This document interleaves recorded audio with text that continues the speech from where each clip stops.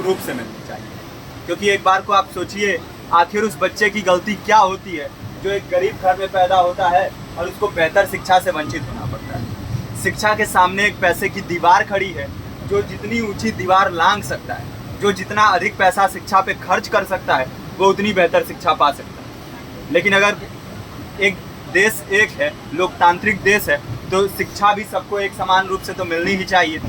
आज परिस्थिति ये है कि एक तरफ तो प्राइवेट स्कूल हैं जो लूट के अड्डे बने हुए हैं, वहाँ पे आप एडमिशन कराने जाएंगे तो सिर्फ एडमिशन के नाम पे ही आपको 10,000 20,000 रुपये देना होगा। और कमीशन खोरी का ऐसा धंधा है कि कॉपी, किताब, टाई, बेल्ट, ड्रेस, जूता कहाँ से खरीदना है ये आप नहीं तय करेंगे वो प्राइवेट स्कूल वाले। यानी आम लोगों की मेहनत की आखिरी कौड़ी उनके जेब से वसूल लेना चाहते हैं। और दूसरी तरफ सरकारी स्कूलों में न तो पर्याप्त टीचर हैं, न पर्याप्त बिल्डिंगें हैं। 2019 का ही ये पुराना आंकड़ा है कि हर 100 में से 52 स्कूलों में या तो एक टीचर हैं या 2 टीचर हैं। और उन्हीं टीचरों के ऊपर जिम्मेदारी थोप दी जाती है कि जनगणना करो, मतगणना करो, पशुगणना करो, तमाम काम करवाए जाते हैं। और 19 के बाद से तब से कितने टीचर रिटायर हुए होंगे, और 18 के बाद से कोई टीचर की वैकेंसी भी नहीं है।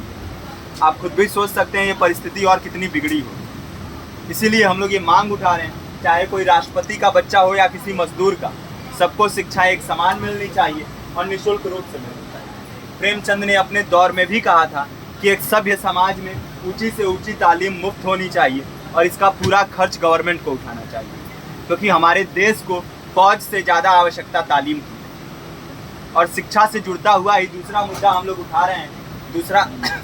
दूसरा मुद्दा है रोजगार का।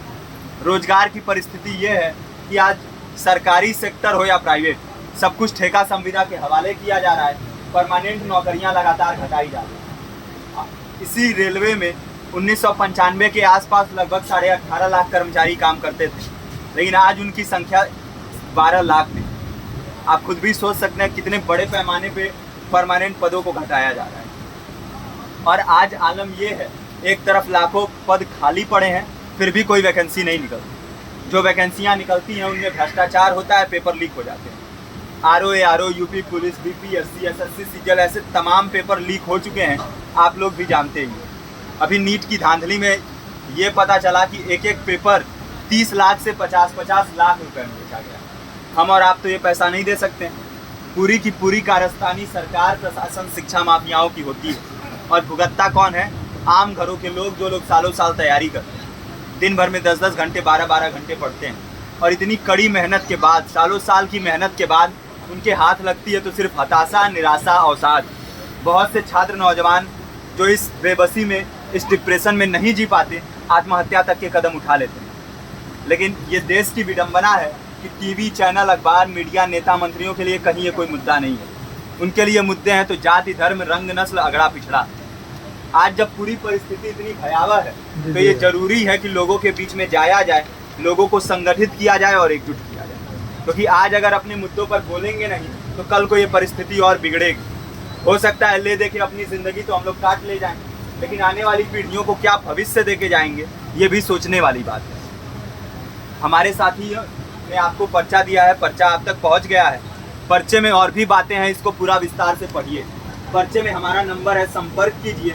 फेसबुक का, इंस्टाग्राम का लिंक है, आप वहाँ पे जाएंगे तो आपको पता भी चलते रहेगा कि लगातार किन किन माध्यमों से हम इस अभियान को चला रहे हैं। नुक्कड़ नाटक, संगीत, शिक्षा सहायता मंडल, लाइब्रेरी, तमाम माध्यमों से इस अभियान को चला रहे हैं और कोशिश कर रहे हैं कि बड़े से बड़े पैमाने पर हर जगह पे लोगों को संगठित किया जाए और एकजुट किया जाए।